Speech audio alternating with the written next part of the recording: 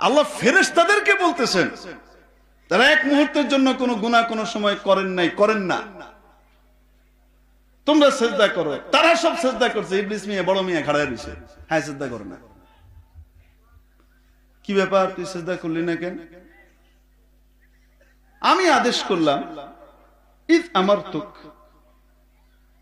মা মানাআকা আন তাসজুদা ইদ আমারতুক, আমি তোকে আদেশ করার পরেও কোন জিনিসের কারণে তুই সিজদা করলি না, কোন জিনিস তোকে বাধা দিল সেটা বল।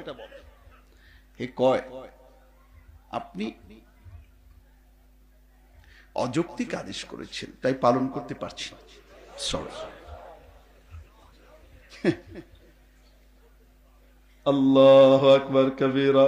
আল্লাহর আদেশ নিষেধ সামনে আসার পরে যদি কেউ যুক্তি তালাশ করতে যায়, তাহলে সে ফেরেশতার পথে যাবে না, আদমের পথে যাবে না, কার পথে যাবে?